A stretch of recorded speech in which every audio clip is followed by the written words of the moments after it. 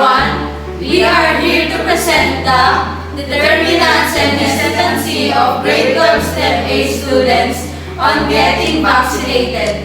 I am Micaela Sordea. I am Cheyenne Soriano. I am Andre D. Manrique. I am Rosemary Rivalo. And I am Jana Borja. And we are the Team Vaccination. This is the research abstract. The research study aims to determine how the students feel towards the vaccination program and to give solutions and actions towards the possible causes and factors affecting the determinants and hesitancy of the grade 12 STEM A students respondents on getting vaccinated. A descriptive method is used in this study, employing a quantitative approach. This study was conducted at Manuel Sanverga Memorial School of Arts and Trades in Mauban, Quezon, where the grade 12 STEM A senior high school students are presently studying. The purpose: the study aims to find out what are the possible feelings, causes, factors affecting the determinants and hesitancy of grade 12 STEM A student respondents on getting vaccinated. Design, methodology, approach. The study used a descriptive method to determine the causes, factors, and feelings of the grade 12 STEM A students on getting the vaccine. In this study, the descriptive method is employed in identifying and gathering the data necessary for the research. Keywords: health professionals, community, government. Introduction. An infectious disease called COVID-19 from Wuhan, China, and now spreading all over the world gives the new normal system in each country. The infection that causes COVID-19 is mostly sent through beads created when an individual coughs, sneezes, or exhales. You can easily be affected when you are in close contact and touches the contaminated area of an infected person.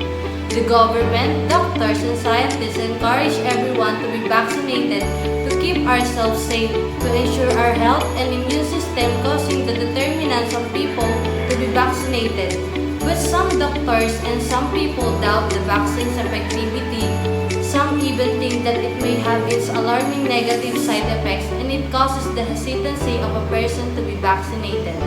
Vaccines work with your body's natural defenses to develop protection, lowering your risk of contracting an illness.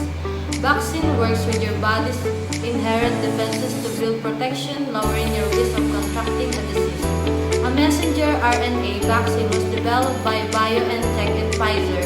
Pfizer does not contain any live virus and it cannot give you COVID-19. This type of vaccine uses a genetic code called RNA to make your body cells produce the coronavirus-specific spike protein. Statement of the problem. Number 1. What is demographic profile of the selected grade 12 STEM A senior high school students of Manuel S. Sanverga Memorial School of Arts and Trades in terms of the following? 1.1. Age. 1.2. Sex. Number 2. How do the grade 12 STEM A senior high school respondents feel toward the COVID-19 vaccination program? Number 3. What factor affect the grade 12 students senior high school respondent to the determinants or hesitancy of being vaccinated? Number 4. What are the possible causes of determination and hesitancy of students respondents on being vaccinated? 4.1. Causes of determination. 4.2. Causes of hesitancy. Significance of the study. The effects of the determinants and hesitancy of a student on getting vaccinated highly affect the assurance of everyone's safety due to the possible negative effects on getting and not getting vaccinated. This study will have a great contribution to the possible problem faced by the professionals and the government on getting everyone vaccinated. For the students are the main beneficiaries of the project because this will help them to be aware and more knowledgeable on the possible positive and negative effects on getting vaccinated and not. For health professionals and officials, this will serve as a guide for them to know the possible approach they can conduct to convince those hesitant students to get vaccinated. For the COVID-19 statistics, this will benefit on encouraging encouraging people to get vaccinated or not. For the future researchers, this will serve as a guide if ever the researcher's chosen topic would be related to the determinants and hesitancy of grade 12 STEM A senior high school students on getting vaccinated. Scope and limitation. The study aimed to investigate the determinants and hesitancy of grade 12 STEM A SHS students on getting vaccinated. This study is limited to grade 12 STEM A with an age ranging from 16 to 18 years old and who were enrolled during the school year 2021-2022. Conceptual paradigm. At the top of this paradigm is the determinants and hesitancy of grade 12 STEM A senior high school students of MSEMSAT on getting vaccinated. At the bottom of it is the health belief model, which supports our research. On the left and right of the paradigm are the causes of determination and hesitancy. Under are the feeling towards the vaccine. Below the paradigm are the grade 12 STEM A senior high school students of MSEMSAT, which is our respondents. Literature review.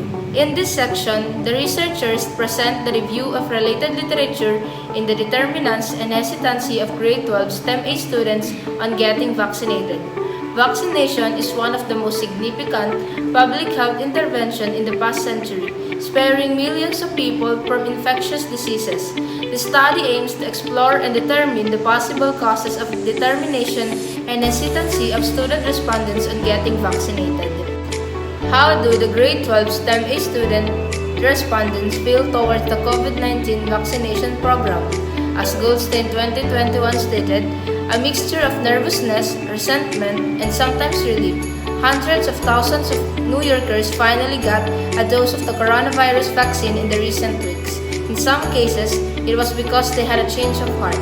Perhaps more commonly, it was to keep their job. What are the possible causes of the determination and hesitancy of student respondents on being vaccinated? As VISOM 2021 claims that the vaccine hesitancy, which embodies the unwillingness to acquire vaccines while vaccination offerings are to be had and accessible, is one of the finest threats of worldwide health. Research methodology. This chapter provides the research design that is used in the study. Likewise, this identifies the respondents and the locale of the study. Moreover, instrumentation and its validation techniques are presented. Data gathering procedures complete the procedures utilized. Research design. This study used a descriptive method to determine the causes, factors, and feelings of the grade 12 STEM A students on getting the vaccine. In this study, the descriptive method is employed in identifying and gathering the data necessary for the research. Research local. The study was conducted at Barangay Soledad, Mauban, Quezon. The local was chosen as the environment for the study because the Manuel S. Berga Memorial School of Arts and Trades was located there. Moreover, the local was selected because the researcher believed that the school will be benefit. Likewise, as the researcher was currently studying at MSEMSAT, the local was very accessible. Research instrument. The instrument used by the researcher is divided into 5. First, the feeling of the respondents toward the vaccine, causes of determinants, and hesitancy on getting the vaccine. Last is the factors affecting the determinants and hesitancy of the respondents on getting vaccinated. The questions are structured online using a survey questionnaire via Google Forms, wherein they categorize their stand to strongly agree, disagree, and strongly disagree. Sample sampling procedure. The researchers handed out a list of possible questions to the chosen respondents. The survey were conducted online and during the respondents' available time. For the survey, 32 is the total population of grade 12 STEM A of Manuel S. Berga Memorial School of Arts and Trades. Statistical treatment percentage. To determine the possible cause and factors of the determinants and hesitancy of grade 12 STEM A students on getting vaccinated and how they feel towards the getting vaccine, the mean formula will be used. E is equal to F divided by N times 100, where P is equal to percentage and N is equal to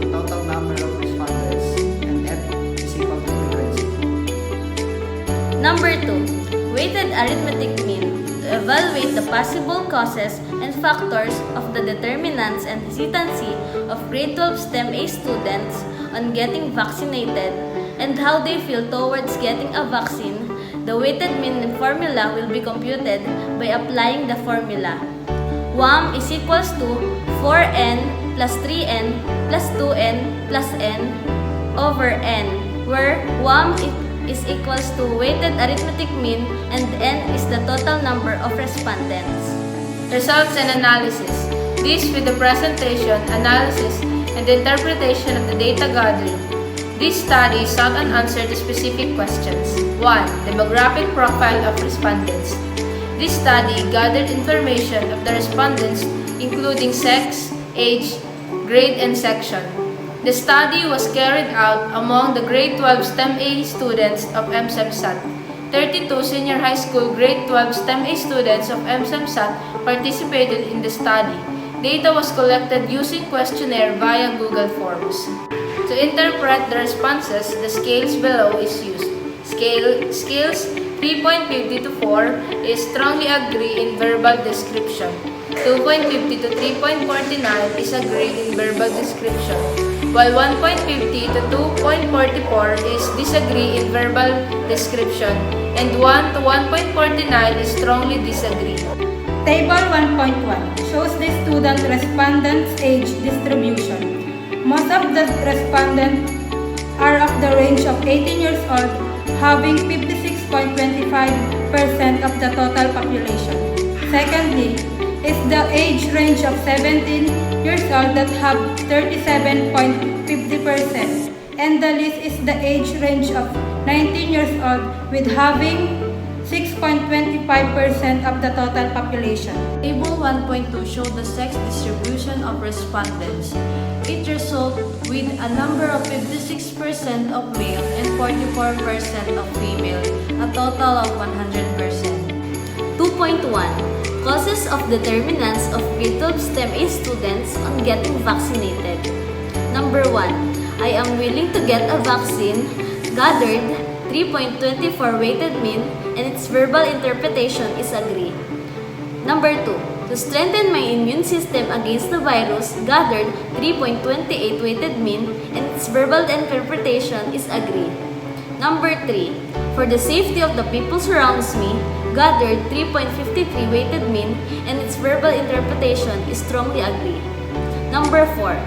To avoid the fast spreading of the virus, gathered 3.46 weighted mean and its verbal interpretation is agree. The survey implies that the main cause of why the students are determined to get the vaccine is for the safety of the people surrounds them. On contrary, students least agree to get a vaccine. Cause of hesitancy of grade 12 STEM A students on getting vaccinated. Cause of hesitancy. I believe in God who will protect me from the virus. Gathered 3.21 weighted mean. Verbal interpretation is agree. I do not believe in God. The virus is existing. 2.18 weighted mean. Verbal interpretation is disagree. I am seeing high death rates on the news. Gathered 2.96 weighted mean. Verbal interpretation is agree. Long-term effect of vaccine are unknown. Gathered 3.00 weighted mean. Verbal interpretation is agree. The survey implies that the main cause of why the students are hesitant to get the vaccine is because they believe in God who will protect them from the virus. Moreover, the students disagree that they believe that the virus is not existing. Number 3. Factors affecting the determinants of grade 12 STEM A students on getting vaccinated. Number 1. I trust the healthcare system. Gathered 3.18 weighted mean and its verbal interpretation is agree. Number 2. I am aware of the possible positive effects on getting the vaccine. Gathered 3.46 weighted mean and its verbal interpretation is agree. Number 3. I believe in mandatory COVID-19 vaccinations. Gathered 3.18 weighted mean and its verbal interpretation is agree. Number 4. It is a requirement for my travel purposes. Gathered 3.21 weighted mean and its verbal interpretation is agree. 4. Factors affecting the hesitancy of the grade 12 STEM students on getting vaccinated. Factors affecting the hesitancy. I am aware of the positive negative effects on getting the vaccine. It gathered 3.03 weighted mean and agree in verbal interpretation. Number 2, I have a chronic disease. It gathered 2.12 weighted mean and disagree in verbal interpretation. 3, perceive vaccine barriers. It gathered 2.90 weighted mean which is agree in verbal interpretation. 4, side effects that might experience. 3.03 agree in verbal interpretation. This survey implies that the factors affecting why the students are hesitant to get a vaccine is because they are aware of the possible negative effects of getting a vaccine. Additionally, students disagree that they have a chronic disease being a factor to be hesitant. Number 5. Feelings toward the COVID-19 vaccine program of the grade 12 STEM A student on getting vaccinated. Number 1. I feel excited on getting vaccinated. Gathered 2.93 weighted mean. Verbal interpretation is agreed. Number 2. I am interested in getting vaccinated. Gathered 3.12 weighted mean. Verbal interpretation is agreed. Number 3. I am worried for the negative effect of vaccine. Gathered 2 weighted mean. Verbal interpretation is agreed. Number 4. I have doubt on the vaccine's efficiency. 2.96 weighted mean. Verbal interpretation is agreed. The survey implies that the students have doubt about the vaccine efficiency, making them feel uncertain. Additionally, they feel worried about the possible negative effect of the vaccine. Findings. Number 1. Demographic profile of the respondents. There were 32 respondents, 56% of males and 44% females. The respondents' age ranged from 17 to 19 years old. 2.1. Causes of determinants of grade 12 STEM A students on getting vaccinated.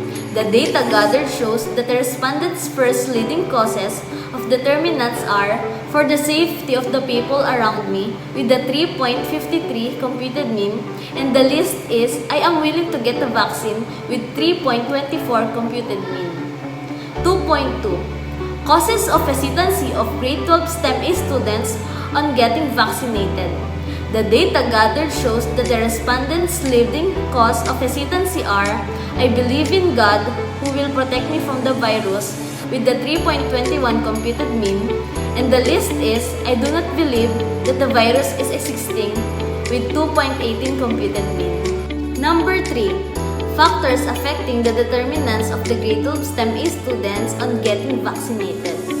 The data gathered shows that the respondents' leading factors affecting the determinants are I am aware of the possible positive effects on getting the vaccine with 3.46 computed mean, and the list are I trust the healthcare system and I believe in mandatory COVID-19 vaccination with the same computed mean which is 3.18. Number 4. Factors affecting the hesitancy of grade 12 STEM A students on getting vaccinated. The data gathered shows that the respondents' leading factors affecting the hesitancy are I am aware of the possible negative effects on getting the vaccine and side effects that might experience with the same computed mean also, which is 3.03. And the list is I have a chronic disease with 2.12 computed mean. Number 5. Feeling towards the COVID-19 vaccine program of the grade 12 STEM A students on getting vaccinated.